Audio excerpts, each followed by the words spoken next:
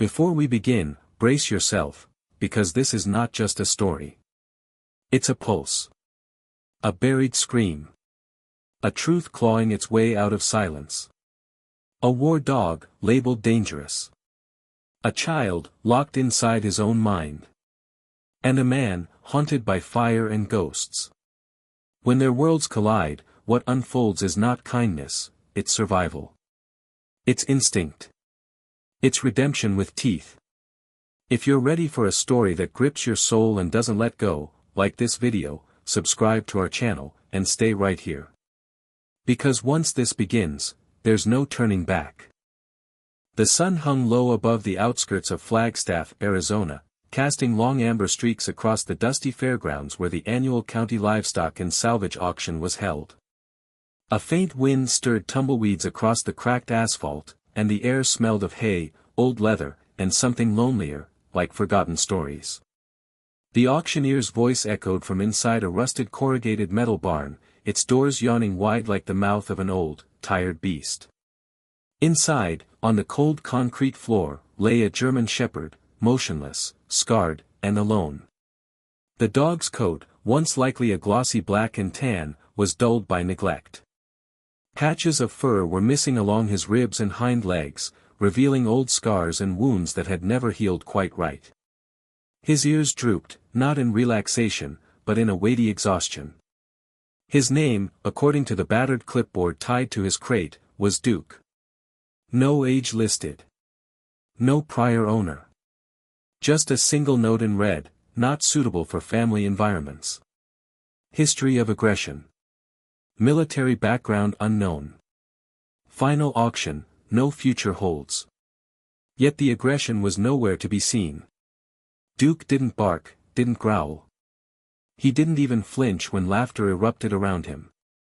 He ain't worth a dime, one man chuckled from the back, a large rancher with dusty jeans and a cigarette stuck to his lower lip.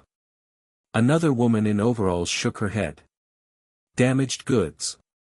Poor thing should have been put down months ago. Starting bid at $50, the auctioneer called out, voice thinning as he realized no one was biting. Then, a chair scraped. The sound was subtle, but it sliced through the room like a snapped wire. From the shadows near the exit, a young man stood. He wore a weathered flannel jacket and a faded baseball cap, his boots crusted with red dirt. His shoulders were broad but stooped slightly, as if bearing an invisible weight. His name was Tyler Brooks, 28 years old, and his hands were calloused in a way that told stories of fire, steel, and regret. His face was sun-worn, jaw unshaven, eyes ringed with fatigue. 3 years ago, Tyler had pulled 2 children from a collapsing apartment during a warehouse fire. The roof caved in minutes later. His spine healed. His mind didn't. "I'll take him," Tyler said quietly, his voice gravel-thick. The room fell into silence. The auctioneer blinked. "You sure?" Tyler didn't move. "Yes." No one argued. 15 minutes later, Duke's leash, cracked and weathered, was handed over with a waiver that Tyler barely read. No one cared to ask why he wanted a dog like that. In truth, even Tyler wasn't entirely sure. Maybe it was the eyes.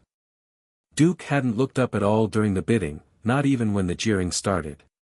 But as Tyler crouched near him, not reaching, just watching, the dog's gaze lifted for the first time, heavy, hollow, and utterly human. Duke didn't resist, but he didn't follow either. Tyler didn't tug. Instead, he just began walking, slowly, out of the barn and toward the rust-colored pickup he'd inherited along with his late grandfather's ranch. After a few long minutes, Duke stood, his bones clicking into place like a forgotten machine, and trailed behind, a quiet ghost. As they drove through the pines lining the outskirts of town, the wind picked up. Pine needles skittered across the windshield like whispers. The sun dipped lower, casting violet across the sky. They passed weathered mailboxes, an old church, and rows of empty fields waiting for spring. The ranch, tucked beneath a ridge on the southern edge of Flagstaff, had once been bustling. Now it stood silent, a patchwork of peeling paint and softwood fences. Tyler parked near the barn, its hinges groaning as he opened the side gate. "I guess this is home," he murmured, glancing at Duke. The dog didn't respond. He stood by the truck, eyes scanning the tree line, body rigid, waiting for something Tyler couldn't see. That night, Tyler rolled out a blanket in the barn, laid fresh straw in one corner, and set out a bowl of water and dry food. Duke didn't touch any of it. He remained by the door, watching, unblinking. Inside the house, Tyler stared at the ceiling. The ticking of the old clock above the fireplace marked every sleepless second. Outside, he could hear Duke's slow steps, circling. Meanwhile, 12 miles away, in a modest community center near downtown Flagstaff, Maya Collins was packing away art supplies. 26 years old, Maya was a tall, willowy woman with dark curly hair often tied up in a loose knot, smudged fingers, and paint-splattered jeans. She had the gentle steadiness of someone who had once been shattered but had learned to walk again. After losing her mother to illness at 17, Maya found refuge in art, and then gave it back to the world. Her after-school art class, Color and Courage, had just ended. The class welcomed children from low-income families, many with behavioral or emotional struggles. Among them was a boy named Eli, 6 years old, with a head full of shaggy brown hair and eyes too old for his face. Eli hadn't spoken since his parents were killed in a car crash a year ago. He lived with his aunt and rarely smiled. But today, Maya noticed something new. Eli had drawn a picture, a large dog with a scar across its face standing under a setting sun. The lines were sharp, almost adult in their intention. "That's beautiful," Maya said softly, kneeling beside him. "What's his name?" Eli didn't respond. But his hands tightened around the paper, as if protecting something sacred. Maya watched him for a moment longer, heart-tugging, then stood and continued tidying up. She didn't know it yet, but the dog in that picture wasn't from Eli's imagination. Not entirely. That night, the wind howled across the high desert. Inside the barn, Duke stood facing the open door, staring into the darkness like it might bite.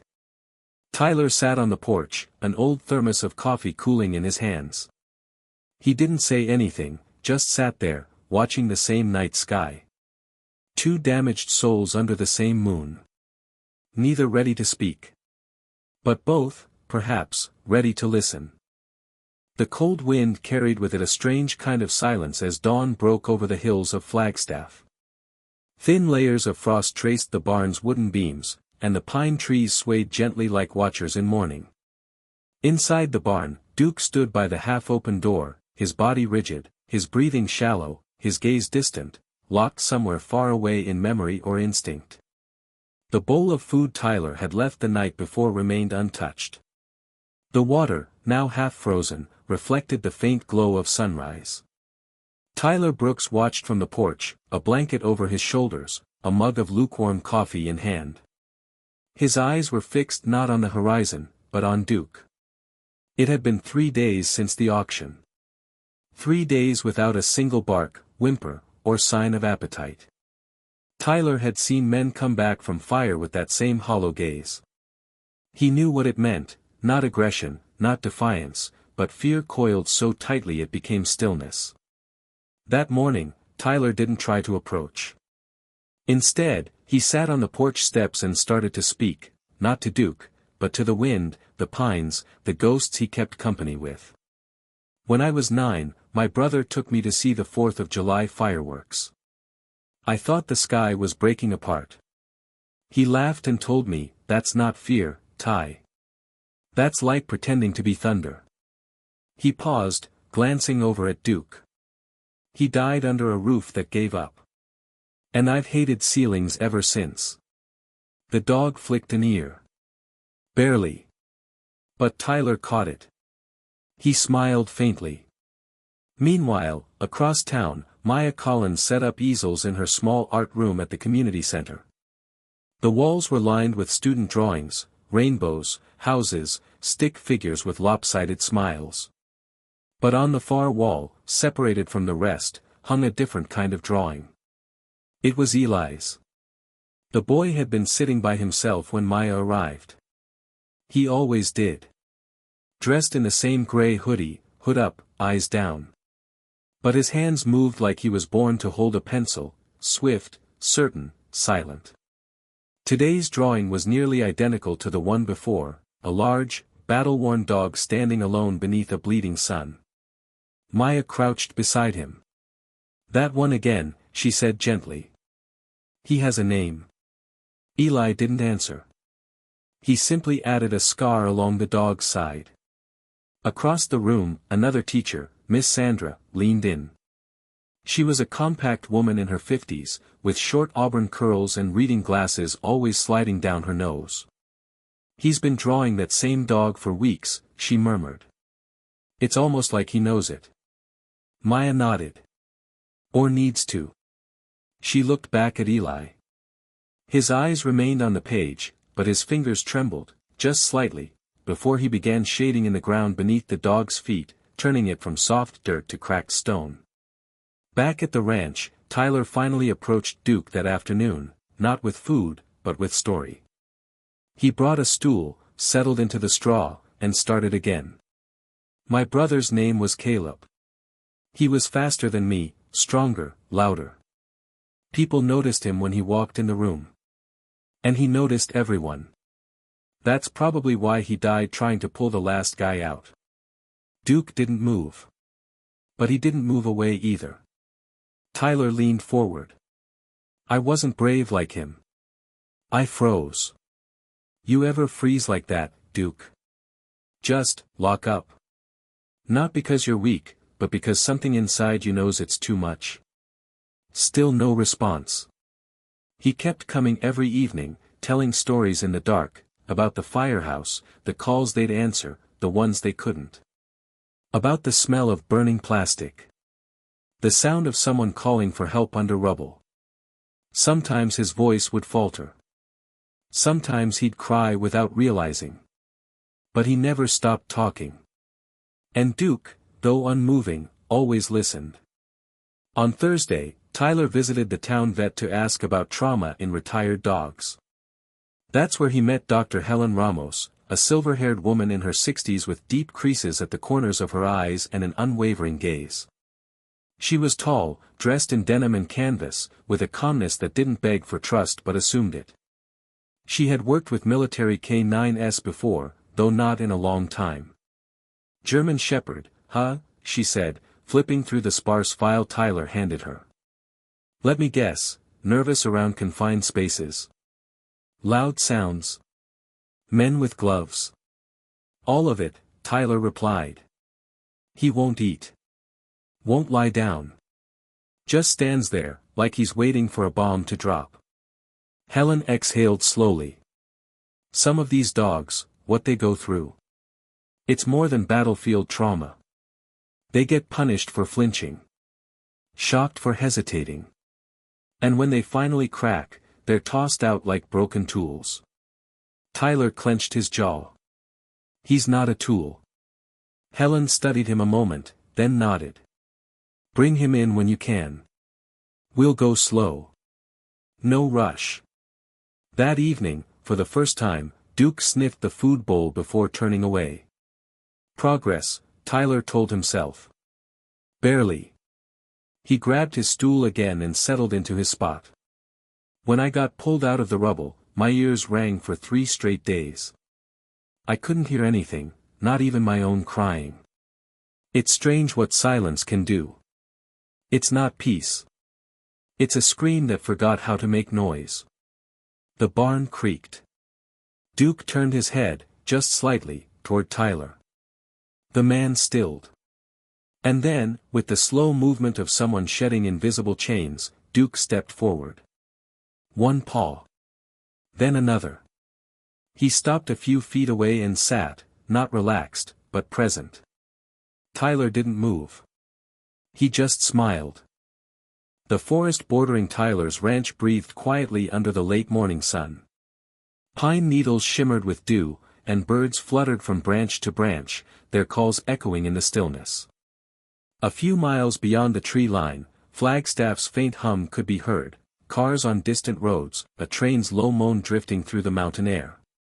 But at the ranch, silence prevailed, save for the steady steps of a dog who had only recently remembered how to trust his feet. Duke had begun to move again. Not freely, not entirely without fear, but with purpose. Tyler noticed it when he found paw prints pressed into the soft dirt around the barn. The food bowl now emptied during the night, and the straw had been shifted, as though Duke had finally laid down, however briefly. That morning, Helen Ramos returned to the ranch. She pulled up in an old green pickup with faded paint and dusty headlights. Her graying braid was tucked beneath a broad-brimmed hat, and she wore a brown duster over jeans and boots too worn to be anything but trusted. Her face, lined with time and memory, was not unkind, but it was not one easily impressed. As she stepped out, Duke stood by the porch, not aggressive, not retreating, simply watching. His ears twitched as her boots hit the gravel. Tyler approached, a mug of coffee in hand. He started sleeping a little, he said by way of greeting. Ate everything last night. Helen studied the dog's posture. That's not nothing. She didn't try to pet him, didn't crouch or offer a treat. She simply stood near, hands in pockets, eyes steady. After a few minutes, she said softly, "You know, some dogs like this, they won't let you near them for weeks. Others, they break the second you reach for the leash. But the ones that stand still and wait? Those are the ones who've learned that the world hurts no matter what you do." Tyler didn't reply, but his fingers tightened around the coffee mug. Helen finally stepped closer. "I'd like to scan him. I've got my reader in the truck." Tyler nodded. "I'll talk to him." A few moments later, Duke stood in the barn, calm but cautious. Helen approached slowly, murmuring something low and rhythmic. She ran the scanner along his neck. Nothing. Then, lower, just behind his left shoulder blade, the scanner beeped. "That's not a standard placement," she murmured. She opened her bag and pulled out her tablet. A few taps, a pause, then a frown. "This isn't a civilian chip. This is military grade. Encrypted." She looked at Tyler. Someone didn't want this dog found. That evening, they sat in the kitchen with the windows open to the cool breeze. Helen had managed to access part of the chip's code through a contact in the state's veterinary board. What she found wasn't comforting. "The chip ID links to a defunct government database," she said, showing Tyler a blurred scan. "There's a tag, Unit, L92, Handler, redacted. Then a note, subject reassigned, behavioral failure. Recommend discharge." She exhaled slowly. But the discharge wasn't clean. There's no mention of what he was trained for, or who oversaw it. Tyler stared at the screen. "They erased him." Helen nodded. "But not all the way. They agreed to keep digging." Helen knew a former military veterinarian in Phoenix, someone who had left the service under tense circumstances, someone who might recognize the designation L92. Tyler, for his part, felt something shift inside him. Duke was no longer just a wounded animal. He was a buried story, clawing its way back into the light. Meanwhile, across town, Maya Collins walked through the neighborhood behind the community center. She carried a folder of sketches from her students, Eli's among them, and a backpack with brushes and chalk. She was heading to a mural wall approved by the city, where she and a few teens were painting images of community, resilience, and quiet strength. Eli had begged to come, but his aunt, protective and wary, had declined. "Too far. Too quiet out there," she'd said. The woman was in her 40s, shoulders perpetually tense, as if bracing against a world that never stopped swinging. So Eli stayed behind, but Maya had slipped one of his sketches into her folder, a drawing of the scarred dog with the kind eyes. That same afternoon, Tyler hiked into the wooded area behind the ranch to clear fallen branches along the old trail. He kept Duke off-leash now, though the dog rarely strayed far. But then, just past the ridge, Duke froze. His ears pinned back. His body lowered. He sniffed the air. Tyler followed the direction of Duke's gaze and frowned. Through the trees, a flash of color. Movement. Then a sound, a child's whimper. They rushed forward. Tangled among shrubs and pine needles was a small boy, mud-streaked, trembling, his hoodie torn. His hands clutched a crumpled sketchbook to his chest. It was Eli. Duke slowed his approach, lowering himself to the ground. The boy didn't flinch. Instead, he reached out a trembling hand. Tyler knelt beside them, heart pounding. "Hey, buddy. You okay? What happened?" Eli didn't speak. But his hand slid along Duke's back as though they had known each other for years. Tyler gently checked him for injuries, no blood, just scratches. "We'll get you home," he whispered. Later, after calling the sheriff's office and waiting with Eli by the creek, Tyler opened the boy's sketchbook. Inside were page after page of the same dog, Duke in 100 poses. Guarding. Watching. Standing alone beneath skies filled with fire or stars. Tyler looked at the boy, then at the dog. "You've been seeing him in your head," he murmured. "Haven't you?" Eli didn't answer. But his hand stayed on Duke's shoulder. The afternoon heat had been dry and silent, as if the air itself was holding its breath. But as evening approached over Flagstaff, the sky grew restless. Clouds gathered on the edge of the mountains, bruised and rolling, thick with tension. By 6, the first rumble of thunder cracked across the heavens like a warning shot. Tyler Brooks stood by the open barn doors, hands on his hips, watching the sky churn. The air was electric, tasting faintly of ozone and old memories. Duke paced just inside the barn, ears alert, tail rigid, his movements restless, sharp. Thunder rolled again, louder this time, and something in the dog's eyes flickered, a panic not born of the storm itself, but of something buried beneath the surface. "Easy, boy," Tyler said softly, stepping closer. But Duke wasn't listening. His chest rose and fell too fast. The storm was crawling down the valley now, wind pushing through the trees like an angry wave. Then, with a flash of lightning that lit the entire field in stark silver, Duke bolted, through the barn, past the gate, into the thickening dark. "Duke!" Tyler called, already sprinting after him. "Duke, stop." The forest at night was a different place. Branches clawed at Tyler's jacket, rain began to spit from the sky, and the wind roared like distant sirens. He lost sight of Duke almost immediately, but he kept running, calling, stumbling over rocks and roots. The flashlight beam from his phone bounced wildly through the brush. He didn't need to see Duke to know what this was. It wasn't just a reaction to thunder, it was trauma, pure and unfiltered. The kind that doesn't let you breathe, that turns sound into threat, turns air into fire. Tyler slowed as he reached a clearing. Lightning flashed again, illuminating the tall pine trunks and the skeletal remains of an old hunting shack. It was then he heard it, a low, anguished whimper. He turned toward the sound, breath-catching. Duke was there, hunched low beneath a collapsed beam of the shack's frame, trembling so violently it made the ground seem to vibrate. His eyes darted back and forth, trapped not by wood or weather, but by memory.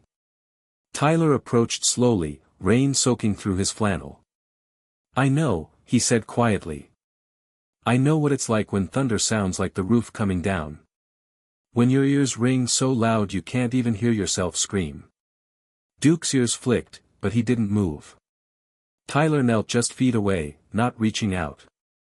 "My brother and I were trapped for 4 minutes before they found us. I couldn't move. Couldn't call for help. He talked the whole time. Told me stupid jokes. He didn't make it out. Sometimes when it storms, I still hear him whispering." The rain came harder now, soaking them both. But Tyler stayed. "And sometimes, I run too," he said. "Not with my legs. But inside. You ever do that, Duke? Just run somewhere so deep nobody can follow? Duke's breathing slowed. He didn't lift his head, but he crept forward, one slow step, then another. Tyler didn't reach for him. He just sat there, in the cold and the mud, waiting. Eventually, Duke leaned into him.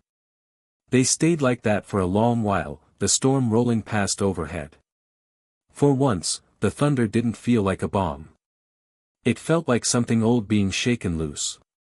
2 days later, the sun returned to Flagstaff with gentle insistence.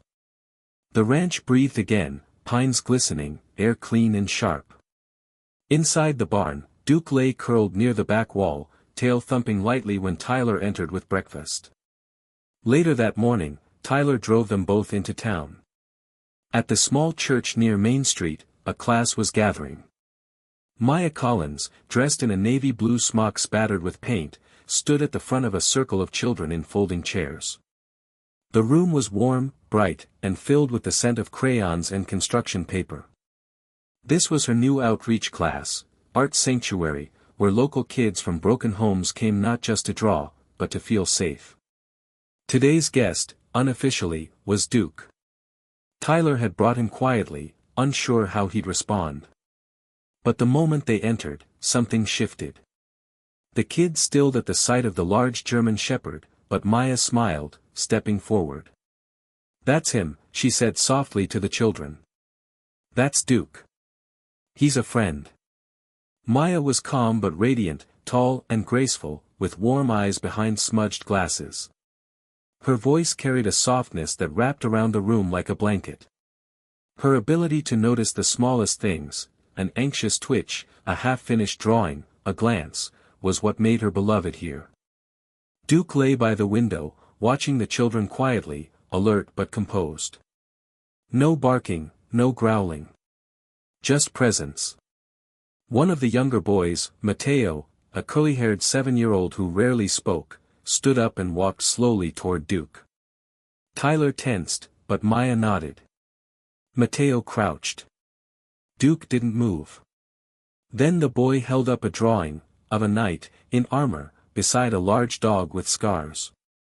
"This is you," he whispered. "You're a brave one." Duke's tail thumped once.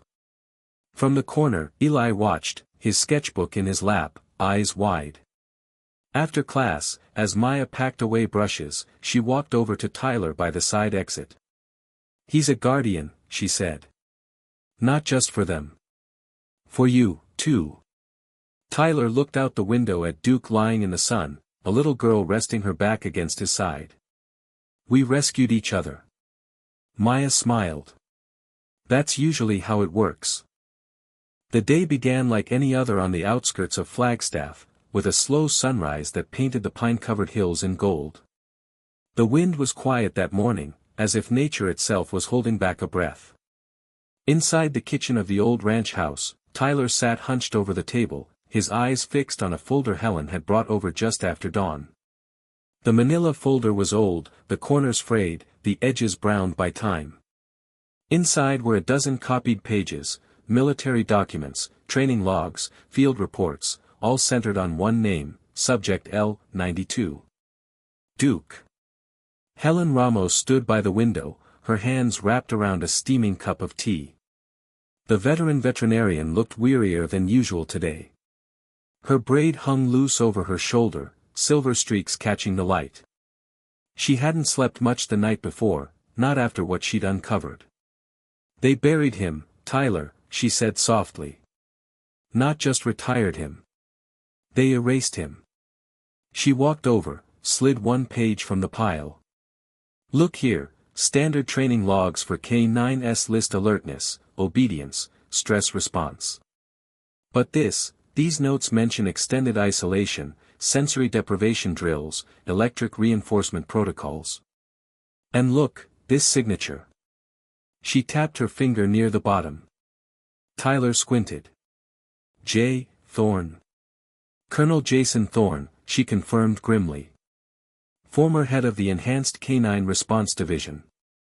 Disbanded 5 years ago after whistleblowers accused it of violating military ethics codes." But the allegations were swept under the rug, classified. No charges were filed. Tyler leaned back, his jaw tightening. And now? Now he runs Iron Shield, Helen replied, a private security firm contracting overseas. They train dogs. For money. No oversight. No regulation. Tyler stared down at Duke, who lay by the hearth, calmly chewing the corner of a blanket Eli had left behind days earlier. He broke command during an operation, Helen continued. Disobeyed orders and ran into enemy fire. Not to attack. To shield a wounded soldier. The report labels it non-compliant behavior. She paused, disgust lacing her tone. They punished him for saving a life. Tyler rubbed a hand across his face. So what now? Helen looked at him steadily. That depends. Do you want to forget? Or do you want to fight? Tyler didn't hesitate. We expose him. All of it. That night, Tyler stood alone in the barn, one hand on the old wooden beam, watching Duke as he slept. The dog had started to dream lately, gentle twitching, soft whimpers, sometimes a growl, but the night terrors were fewer now. And Eli? He had begun sleeping again. After the storm incident, the boy had returned to Maya's class with a new drawing tucked beneath his arm. In it, Duke stood on a ridge, the sky behind him full of fire and stars. Below the image, in crooked but determined letters, were the words, "The warrior who didn't need words." Maya had framed it. She told Tyler about it during one of their quiet walks after class. He didn't know how to answer at the time, only that something about the title pierced deeper than he expected. That night, when Eli visited the ranch with Maya and a small group of kids from church, he found Duke by the porch. The boy sat down quietly, cross-legged, and leaned against the German shepherd's side. Duke didn't move. When thunder grumbled faintly from far off in the hills, Eli flinched, then stilled as Duke pressed gently into him. Later, Maya would tell Tyler, they sleep the same now. Shallow at first, then deeper. Like they're listening for each other. Tyler drove to the Flagstaff Public Records office the next day. His contact there, a former police sergeant turned archivist named Will Garner, had a knack for finding information others had long forgotten. Will was in his late 40s, a man with thick glasses, a wiry frame, and a cynical streak sharpened by 2 decades of urban policing. His desk was a mess of folders, coffee cups, and sticky notes, but he was efficient beneath the chaos. You said military dog, right? Will asked, flipping through an old database. Enhanced program? I remember noise about that back in the day. Some contractor tried to pitch it to the city K-9 unit, got laughed out the room. Tyler leaned over. I need to know how deep this goes. Anything on Thorn? Anything they tried to hide? Will glanced at him, one brow raised. You sure you want this? You start poking around ex-military private firms with DC connections, someone's gonna notice. I don't care, Tyler said. He deserves better. They all do. A few clicks later, Will found something. A whistleblower file, sealed, but not fully encrypted. Here we go, he muttered. Internal memo. Thorn authorized unsanctioned reinforcement techniques on non-responsive assets. That's your dog. He looked up, his sarcasm gone. You've got a story here, man. But be careful. People like Thorn don't forget. Back at the ranch, Tyler laid the new documents on the table beside Helen's originals. He stared at them long into the night, Duke lying nearby, the firelight dancing across his fur. Then he opened his laptop and began to type. The wind had shifted by nightfall, curling around the edges of the ranch like a whisper with teeth. The trees didn't sway so much as creak. Even the coyotes were quiet. Something about the air felt wrong, too still, too sharp, as if the world was waiting for the sound of glass breaking. Tyler sat at the old desk inside the ranch house, the lamp above him casting a circle of yellow light across a half-written letter.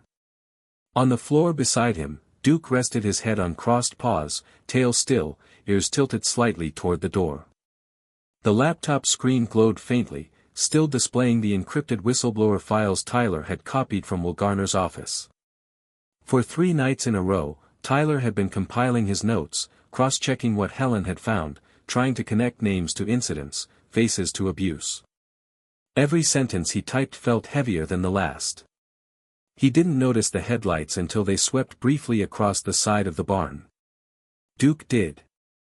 The dog rose instantly, posture shifting, chest low and taut. A low growl rumbled through him, not out of panic, but readiness. Tyler followed Duke's gaze out the window and saw it, a black SUV parked just beyond the fence line, engine still running, no one stepping out. He moved quickly, grabbing the flashlight and stepping onto the porch. Duke stayed close but silent. The vehicle didn't move. For a moment, Tyler wondered if it was just someone lost, until the passenger window slowly lowered. A single object was tossed out. Then the SUV pulled away, headlights dark, vanishing into the trees like a ghost too polite to knock. Tyler walked over and picked up the object. It was a dog collar. A military-issued one, burned around the edges. Clipped to it was a single tag etched with a message in precise block letters, "Let the past die." The air turned colder. The next morning, Helen arrived early. Tyler handed her the collar without a word. Her lips tightened as she turned it over in her hands. "They're watching," she said simply. "You knew that would happen. I didn't think they'd come here." "They're not here to talk," she said. "They're here to scare you." Tyler looked down at Duke, who was sitting by Eli's old drawing pinned to the kitchen wall. "That won't work." By afternoon, Tyler had made a call he'd been avoiding for years. Her name was Louise Hart, a retired military journalist in her early 60s, known for her piercing investigations and stubborn sense of justice. She had once embedded with special forces in Kandahar, walked through dust storms to get to a signal tower, and made a career exposing corruption no one else would touch. She picked up on the second ring. "Brooks?" Her voice was gravel and cigarette smoke. "Yeah. I need your help." "You still in Arizona?" "Flagstaff." "What have you gotten yourself into this time?" Tyler hesitated, then told her everything, about Duke, the program, the erased records, the threat. Louise didn't interrupt once. When he finished, there was a pause, then a short, sharp exhale. "You've got documents?" "Some. Not everything. I'll be there in 2 days." That evening, the sun dipped behind the trees, and Tyler stood in the backyard, watching the sky turn copper. Maya's car pulled up along the dirt road, a quiet cloud of dust trailing behind her. Eli stepped out slowly, clutching his sketchbook to his chest. Today, he wore a red hoodie and a look of calm that Tyler hadn't seen before. Maya followed behind, her usual gentle grace carrying an extra charge. She had heard about the SUV too. "You sure it's safe?" she asked. Tyler nodded. "He's safer here than anywhere else." As Maya unpacked a few art supplies for the evening lesson in the garden, Eli wandered over to the porch, where Duke was sprawled, blinking in the last warmth of the day. The boy sat down beside him and opened his sketchbook to a new page, a half-drawn picture of Duke standing beneath a lightning-filled sky, eyes calm, tail strong. Then, with almost no sound, Eli turned and whispered, "Duke." Maya froze mid-step, eyes filling instantly. She turned slowly toward the boy, hand pressed over her mouth. Tyler, who had been leaning against the porch railing, dropped his arms to his sides, stunned. Eli didn't seem to notice their reaction. He looked back at Duke, who thumped his tail once, gently, as if to acknowledge the boy's voice with silent pride. Maya sat beside Eli, tears streaking silently down her cheeks. "You said his name," she whispered, barely able to form the words. Eli looked up, confused at first. Then he smiled, softly, uncertainly. The first real smile they'd ever seen from him. Tyler swallowed hard. He's not just a dog, is he? He said. Maya shook her head. He's the bridge. That night, after the guests had gone, Tyler lit a fire in the living room. He placed the burned collar on the mantel and stared at it for a long moment. This ends with us, he said to Duke, who sat beside him. No more silence. Outside, the trees rustled with the dry wind. No more vehicles came. But now, they were ready if they did. The Flagstaff Civic Center buzzed with late afternoon chatter, its halls decorated with banners reading, Service Canines, Guardians Among Us. Posters of German shepherds in search and rescue vests lined the walls, and the scent of popcorn and dog treats mixed oddly in the air. The event was meant to be a feel-good community showcase, highlighting the roles of service dogs in therapy, security, and education. But for Tyler Brooks it was something far more, a reckoning. Tyler stood near the edge of the exhibition floor, wearing a clean flannel and jeans, his jaw tight. Beside him sat Duke, head high, eyes alert but calm. Duke wore no vest or badge today, only a simple leather collar and a deep, steady gaze that followed every sound and motion around them. Children passed and waved shyly.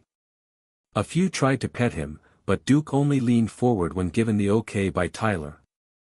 His discipline, even among noise and movement, was impeccable, but Tyler knew the storm underneath had only quieted, not vanished. On the far end of the hall, Louise Hart was arranging the media booth. She wore a black blazer over a charcoal blouse, silver hair tied back, glasses perched low on her nose. Her hands moved with precision, arranging folders, laying out printed documents, and placing a discreet hard drive inside a locked glass case labeled, Confidential Testimony, Exhibit opens at 5:30 p.m. Her mouth barely moved, but her eyes scanned every corner like a soldier expecting gunfire. At exactly 5 p.m., Mayor Eleanor Whitford, a short, sharp-witted woman in her 50s with salt and pepper hair in a bun, took the stage. Tonight, she announced, we honor not only our working dogs but their handlers, their service, and the futures they help build. It was during her second sentence that the trouble began. A loud pop, sharp, sudden, and far too close, broke through the speaker system. It was just a faulty balloon from the children's area, but the echo mimicked a gunshot. The crowd flinched. A child screamed. Tyler turned just as a boy, no older than 6, wiry with sun-bleached hair, bolted from a group near the podium. His father shouted after him, but the boy, already hyperventilating, had disappeared into the maze of booths. The panic in his scream cut through the room like a blade. Duke didn't wait for a command. With a powerful lunge, he broke into a full sprint, weaving through confused attendees, tail low, body tense, but not aggressive. Within seconds, Duke rounded a corner and found the child curled beneath a folding table, rocking and crying. The dog slowed, lay down gently beside him, and pressed his flank against the boy's shoulder. His breathing calmed. His sobs quieted. Someone snapped a photo. By the time the father reached them, tears in his eyes, Duke had already laid his head on the boy's lap. A sea of phones went up. The footage spread faster than wildfire. Later that evening, when the booths reopened, the crowd returned, this time with a hum of anticipation. At 5:30 p.m., Louise stepped onto the side stage, microphone in hand. Tonight, I come to you not just as a journalist, she said, but as a witness to silence. Silence kept in kennels. Silence buried in files. But silence cannot protect those who serve us if we let it rot into secrecy. She gestured toward the screen behind her. Tyler joined her, his presence quiet but grounded. The footage began rolling, grainy, time-stamped clips showing Duke during his military service, leading a patrol through a canyon, alerting troops to a buried IED, and finally, the moment that changed everything, Duke disobeying a "stay" command to pull a soldier from a collapsing structure. Then came the darker images, less footage, more documentation. Reports with redacted lines. Testimonies from handlers no longer enlisted. A letter marked, confidential, detailing punishment protocols for canines that exhibited disobedient empathy. People in the crowd began to murmur. A few gasped. One woman sobbed quietly. Louise finished the presentation with a call to action. Duke's story is not unique. And that should terrify you. These dogs save lives. And we have failed them. The room stood in stunned silence. And then, applause. Hesitant at first, then swelling, rolling across the room like a tide that refused to retreat. By the end of the week, the Arizona Republic ran the story front page, Broken Heroes, What One Dog's Journey Revealed. State legislators began discussions around what became informally known as the Duke Act, a bill that would ban experimental training methods on military dogs, establish mental health recovery programs for service animals, and require transparency in canine deployment records. Across online forums, hashtags began to trend, hashtag Justice for Duke, hashtag Silent Warriors, hashtag Let Them Heal. But not everyone was pleased. 2 days later, Tyler received a letter with no return address. Inside was a single sheet of paper, typed in neat font. You were warned. There won't be another. Tyler looked at Duke, now resting near the porch as if nothing had changed. But something had. The world had seen the truth. And it had chosen to care. The first snow of early December coated the rooftops of Flagstaff in a delicate shimmer, the light barely golden as it touched the tops of pine trees. The town stirred gently under a veil of frost, and at the edge of the residential district, nestled between a restored red barn and a modest white bungalow, stood a new building, glass and timber, humble yet full of purpose.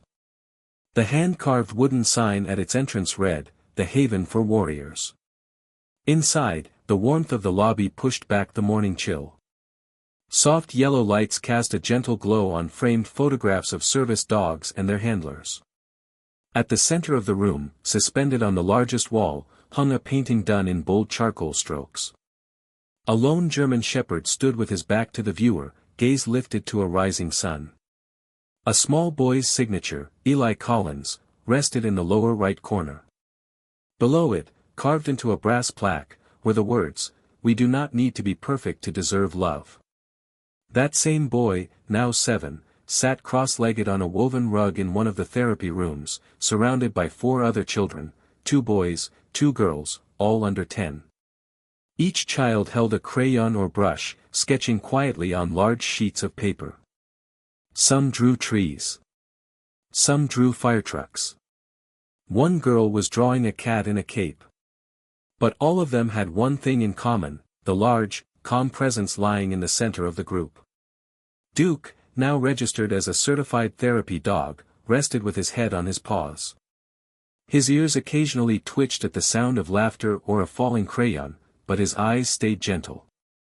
The scars that once spoke of violence now marked him as a survivor. There was something almost sacred about the stillness he brought with him, like a sentinel who had laid down his sword to guard something far more precious, the fragile beginnings of healing.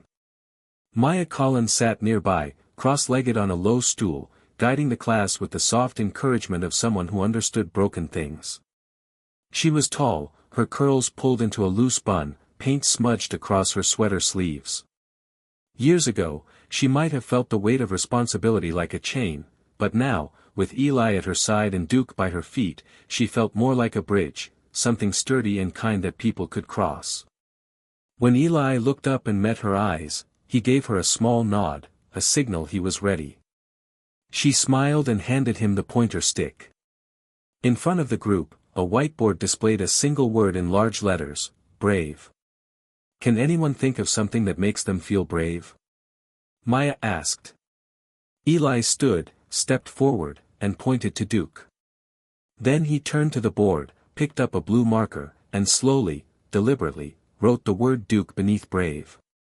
He turned to the group and whispered, clear as spring air, "He helped me find my voice." The room went quiet, not out of shock, but reverence. This was only the third word Eli had ever spoken in public. Outside, Helen Rivers approached the center from the gravel path. The elderly veterinarian now wore a heavy wool coat and a wide-brimmed hat. Her step was slower, but her mind remained sharp. She had become co-founder and advisor of the center, helping Tyler build the vision they had once only dreamed about over coffee and worry. She stepped into the main office where Tyler was reviewing paperwork. He looked up, his broad frame leaning back in a well-worn chair, and smiled. "Morning, document." Helen nodded and set a folder on his desk. "2 new dogs from Phoenix arriving this afternoon. One with spinal trauma, the other has extreme anxiety. I've already scheduled first assessments." Tyler closed the folder and leaned forward. "We're going to need more volunteers." Helen's eyes twinkled. "We always will. Healing's a team sport, son." The two shared a rare moment of peace. Tyler glanced out the window, watching Duke through the glass wall of the therapy room.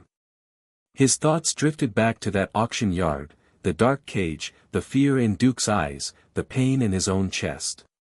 And then forward, to the moment Eli said his name, the moment Louise's article shook Arizona, the moment strangers sent thank-you letters and donations from all over the country. Now they stood in a building raised by truth, sustained by kindness. Later that afternoon, as the sun dipped below the mountains, the center hosted a small community gathering, hot cocoa, painted dog bowls, and a "Meet the Dogs" circle for new families. Louise Hart made a surprise appearance, wearing a thick scarf and carrying a new notebook. She walked the halls with quiet pride, capturing faces, sketches, and memories in ink. The most touching moment came when a family approached Tyler with a thin, anxious boy named Cody and a 3-legged Labrador named Penny. Penny had been rescued from a warehouse fire and didn't like sudden movements. Cody had barely spoken since his mother's death. The boy knelt before Duke, who simply stepped forward and licked his fingers. Then, gently, Cody placed his hand on Duke's head and whispered something only the dog could hear. Tyler and Maya exchanged a glance, one of those unspoken, grounding glances that come not from romance but from something deeper, the recognition of shared purpose. That evening, as snow began to fall again, Tyler, Maya, Eli, and Duke walked the long path back toward the old farmhouse that Tyler still called home. It was no longer a place of ghosts but of roots. Eli rode on Tyler's back, his arms wrapped tight. Maya held Duke's leash, though the dog needed no guiding. They stopped for a moment under the porch light, just before entering. Eli turned his head to Duke and said, "You're my best friend." Duke tilted his head, wagged his tail, and leaned into the boy's side. The world did not need to be perfect. But in that moment, surrounded by snow, warmth, and the quiet hum of something deeply right, it was enough. Sometimes, God sends miracles not with thunder or lightning, but with fur, with silence, with a look that says, "I understand." Duke was never just a dog. He was a bridge, a protector, a living reminder that healing often comes not in grand moments, but in quiet ones, in the gentle nudge of a paw, the first word spoken by a child, or the courage to trust again. In our everyday lives, we all carry wounds. Some are visible. Others are buried deep. But stories like this remind us, no soul is ever too broken to be loved, and no past too dark to find light again. If this story touched your heart, please share it with someone who might need hope today. Leave a comment below, tell us how it made you feel. And if you believe in second chances, in unseen angels, in the quiet miracles God still weaves into this world, type Amen in the comments. Don't forget to subscribe for more stories like this, and may God bless you and every soul watching right now.